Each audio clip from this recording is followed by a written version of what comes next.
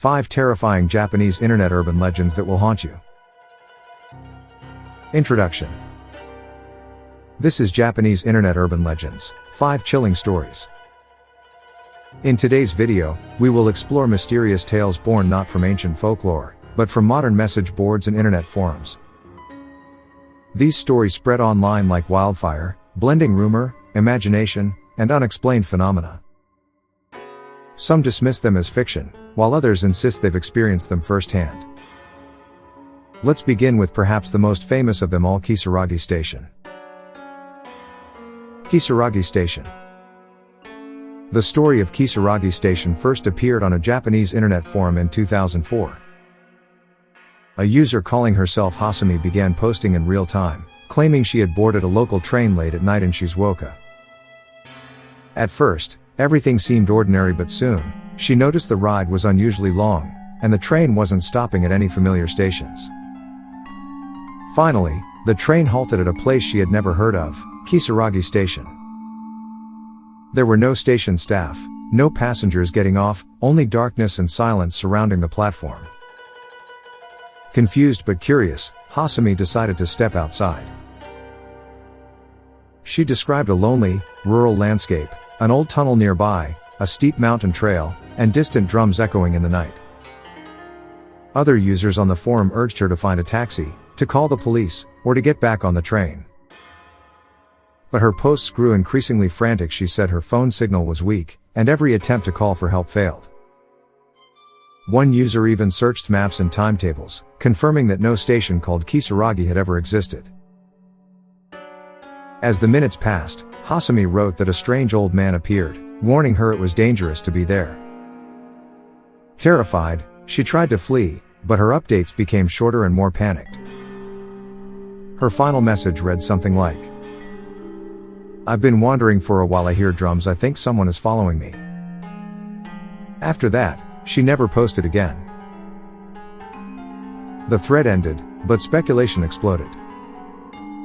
Was it a hoax, a work of interactive fiction, or did Hasumi somehow slip into another world, a parallel dimension hidden behind the familiar train lines of Japan?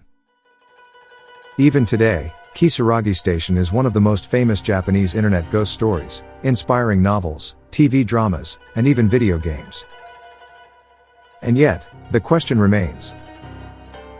If it was only a prank, why did so many readers at the time feel an undeniable chill, as if they were witnessing a real disappearance unfold live on their screens?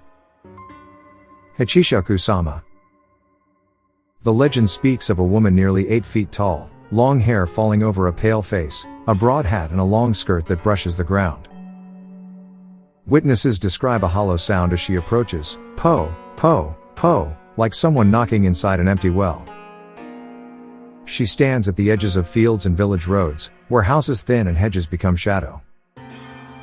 They say she can mimic the voice of someone you love, calling your name with perfect softness. A common account begins with a boy visiting his grandparents in the countryside. In the afternoon heat, he glances over a stone wall and sees a very tall woman watching him, her hat tilted, the sound, po, po, carried by cicadas. That night, a gentle knock at the door, and his mother's voice from outside, asking if he can come out for just a moment. The grandparents do not move. They grip the boy's hand and whisper rules older than the house itself: do not answer, do not look, not even once. Before dawn, a local priest arrives with paper talismans and salt. Doors and windows are sealed in silence, cords stretched across thresholds like thin white rivers. At sunrise the family is escorted to a car, the boy told to keep his eyes on his knees until they reach the main road. He disobeys for a heartbeat, glimpsing a white hat pacing them along the hedgerow, too tall for the fence, the sound, po, po, tapping through the glass. They do not return for many years. Some say Hachishaku-sama is not a single ghost but a pattern, a shape that villages remember and fear into being.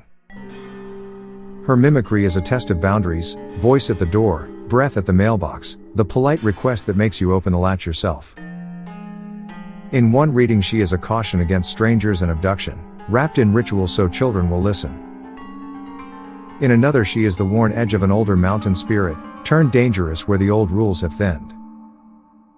Whatever she is, the warning is simple and precise. When the tall woman calls, do not answer, and do not look.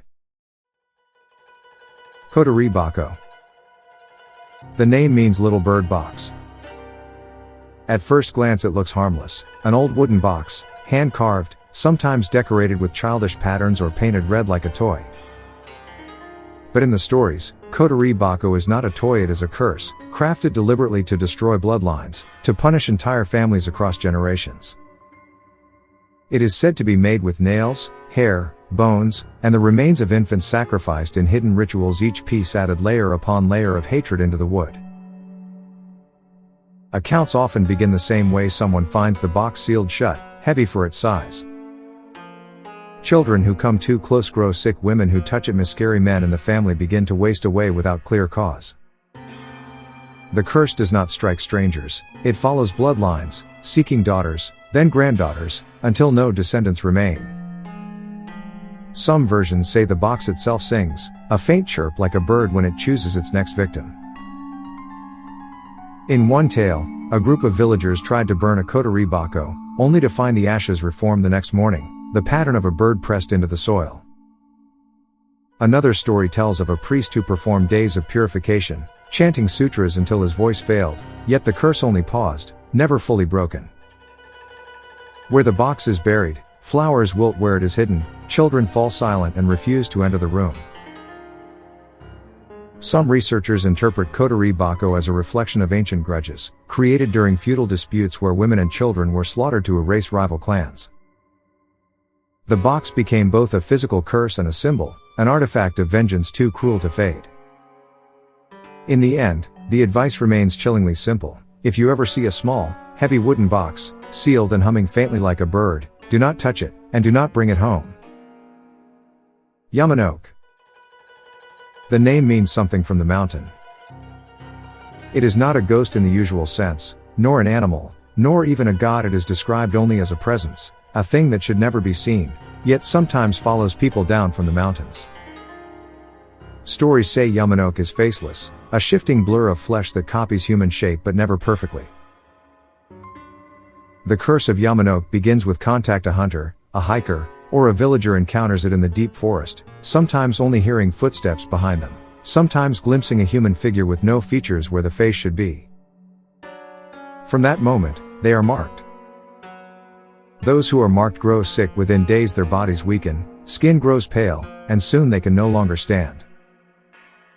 But the worst sign is when their family begins to suffer as well. Children develop fevers, elders waste away, the curse spreads like a sickness carried in the bloodline. Old mountain communities feared Yamanoke so deeply that special funeral rites were created for those who encountered it. They would isolate the victim, feed them only plain rice, and chant sutras for 7 days, hoping the curse would not take root in the village.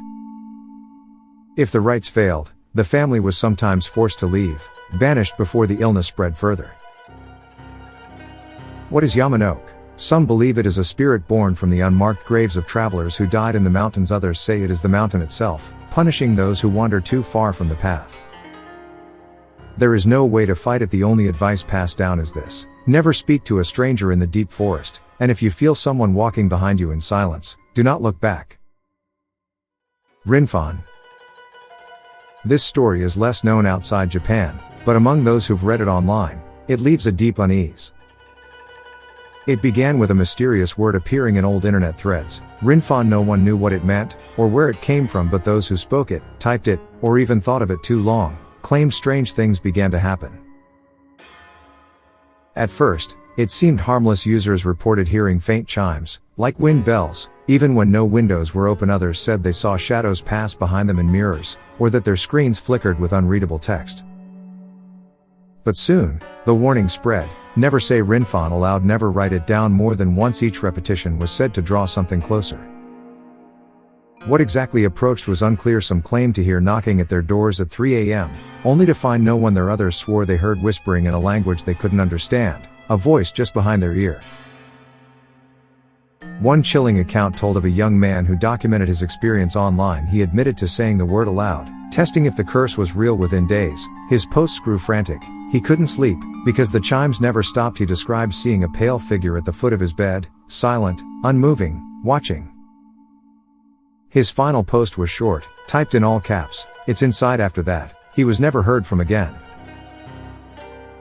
Some believe Rinfon is not a ghost, but a viral curse born from language itself, a word without origin, a name that functions like a signal once spoken. It calls something that has always been waiting, unseen, beyond the veil of human perception. Whether real or not, even today many Japanese internet users refuse to type the word at all, fearing it might summon the same fate. And now that you've heard it, you might wonder, was saying Rinfon out loud a mistake? These are the haunted stories of the Japanese internet. Kisaragi Station, Hachishaku-sama, Kotori-bako, Yamanoke, and Rinfon. Legends not passed down for centuries, but born in our own time, through the glow of screens and the anonymity of online forums. Some call them entertainment, others believe they carry real curses. But one thing is certain, once you've heard them, they are hard to forget.